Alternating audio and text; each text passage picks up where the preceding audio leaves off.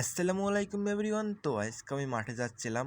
আর এটা কোন জায়গা, সুন্দর জায়গা, আমাদের এলাকার সবাই চিনো আমি কোন মাঠে যাচ্ছি। আর আজকে মাঠে যাওয়ার কারণ হলো জন পাওয়া যাচ্ছে না, সবাই ফুরনে ধান লাগাচ্ছে। এই জন্য তো জন পাওয়া যাচ্ছে না বলে আমাদের কাজটা এবং আমারই যাতে হচ্ছে এই কাদা বৃষ্টির ভিতরে। আর এই বৃষ্টির ভিতরে কিন্তু ভিজে আমার সাইকেলের শিফটার ভিতর পানি গিয়েছিল। রিসেন্ট কালকে যে ভিডিও দিয়েছি ওই ভিডিওতে তুমি দেখতেই পারছো আমি কীভাবে পরিষ্কার করছি। আর দেখতেই পারছো অনেক সুন্দর লাগছিল। তো মাঠে যেয়ে ধান লাগাবো, একটু জিরাবো, সেটা নিয়ে বেস্কের ব্লগ। তো ব্লগটা এনজয় করবা সবাই। মাঠে গিয়ে দেখি আব্বু ধানের চারা তুলে নিয়ে চলে আসছে। এখন আব্বুর হাতে খাবারগুলো দিয়ে আমি এখন বসে দেখছিলাম আমার অবস্থা কীরকম। তো মাঠে আসতে না আসতে রোদের তাপে আমার চেহারার অবস্থা তো 12টা বেজে গেছে এবং কি মোজ দাঁড়িয়ে উঠে গেছে। আমি দেখে একদম অবাক হয়ে গেছি। আর এটাই আমাদের জমি, এই জমিতে ধান লাগাবো, অনেক পানি আছে। আর সামনে কে জন্য কুষ্টা রাখছে, এটা পাট বলে। যাই হোক, এইখানেই আমরা লাগাবো ওই লাস্ট পর্যন্ত আমাদের জমি। আর এটা রাস্তার কোনায় একদম, এই জন্যই আমি আসছি রাস্তার কোনায় বলে। আর একটা তাল গাছ আছে সামনে, আর যে মেন রোড।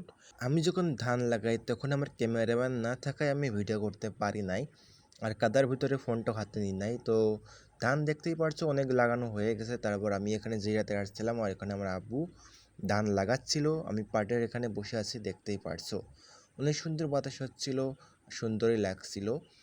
আসলে ধান লাগানো অনেক কষ্ট, অনেক বছর পর আসলাম ধান লাগাইতে। আমি অনেক ছোটোকালে ধান লাগিয়েছিলাম একবার। যাই হোক, আমি নিজেকে দেখে একদম কীরকম লাগতেছিল যেন কাদাইতে ভরে গেছে।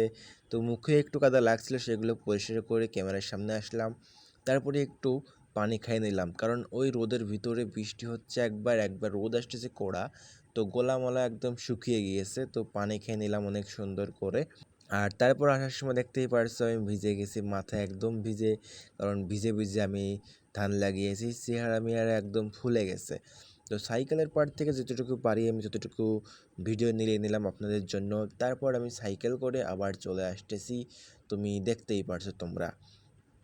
তো এইভাবে ক্যামেরা রাখা অনেক কষ্ট, তারপরেও রাখতে হলো।